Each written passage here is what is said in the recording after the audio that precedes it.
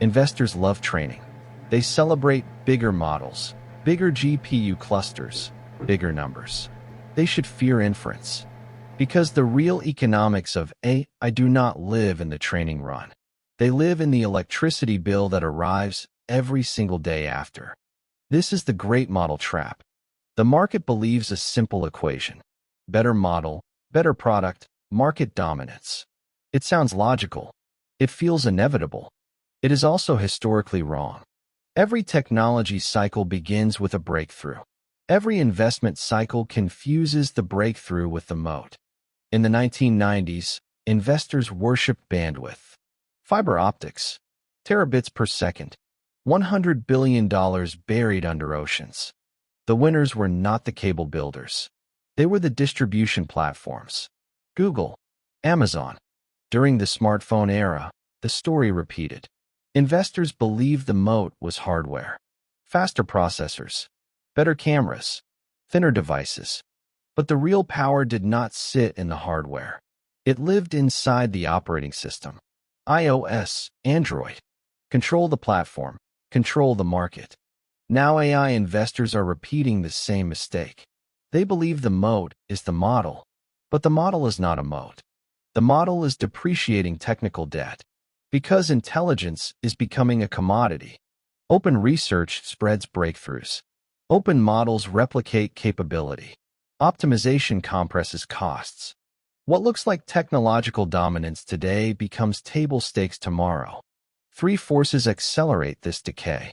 Open source replication, compute optimization, API commoditization. This is how a breakthrough becomes infrastructure. And infrastructure rarely captures the profit pool. The real battlefield is somewhere else. Not training. Inference. Training is dramatic.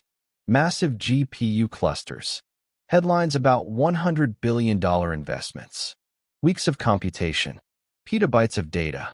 But training happens once. Inference never stops. Every prompt burns compute. Every answer consumes electricity. Every user interaction activates thousands of GPU cores inside a data center. Which means the real cost structure of AI is not research. It is operations. Training is CAPEX. Inference is OPEX. Capital expenditure versus operating expenditure. And once a product scales, OPEX overwhelms everything. Consider the unit economics of a growing AI company. At the prototype stage, training may cost $2 million. Inference costs $50,000 per month. At launch, training climbs to $8 million. Inference jumps to $400,000 per month. Then adoption begins. Users grow. Prompts multiply. Demand accelerates. Now inference costs $2 million per month. $24 million per year. Eventually the product becomes a platform. Training may cost $25 million. But inference burns $10 million every month. $120 million per year. The conclusion is brutal and simple. Training is a milestone.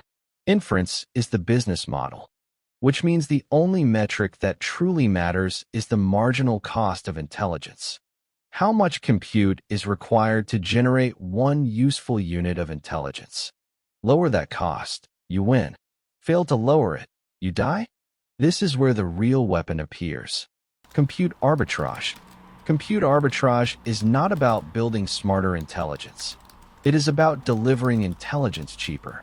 Three techniques dominate: distillation, quantization, hardware-specific optimization. To engineers, these look like performance tricks.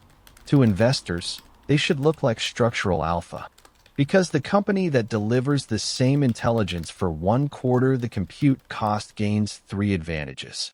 Lower prices, higher margins, faster scaling, efficiency compounds. Just as Amazon's infrastructure advantage compounded during the early cloud wars. Engineering discipline becomes financial leverage. But even compute efficiency is not the ultimate moat. Because cost leadership alone does not dominate a market. Distribution does. Investors often underestimate this because distribution looks mundane compared to frontier research. But distribution creates the most powerful force in technology economics. Feedback loop compounding. More users generate more prompts. More prompts generate more behavioral data. More data improves the system. Better systems attract more users.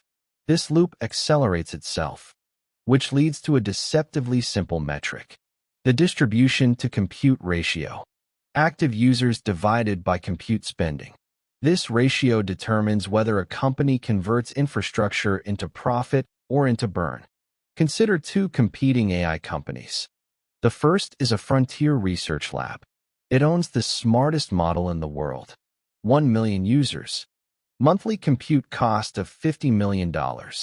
That equals $50 per user.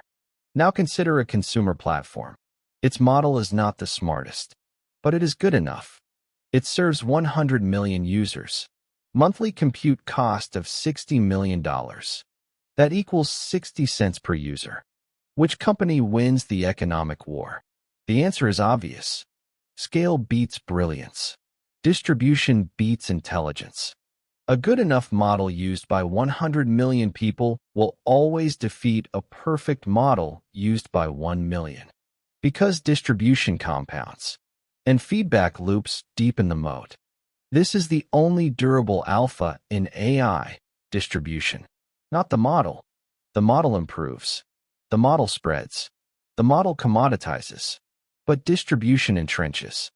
And once intelligence embeds itself inside a workflow, switching becomes painful. Teams retrain. Data pipelines integrate. Processes reorganize. At that point, the AI system is no longer a tool. It becomes infrastructure. And infrastructure is where the deepest economic moats in technology are built.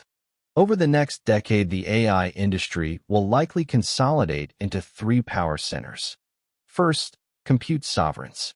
These companies control the raw infrastructure of intelligence. Data centers, energy supply, semiconductor pipelines. Their advantage is capital scale. Second, workflow platforms. Companies that embed AI directly into daily work.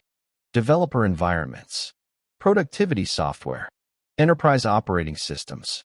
Their advantage is process-dependent switching costs. Third, vertical intelligence systems. Companies that dominate specific industries. Healthcare, finance, logistics, manufacturing. Their advantage is proprietary domain data.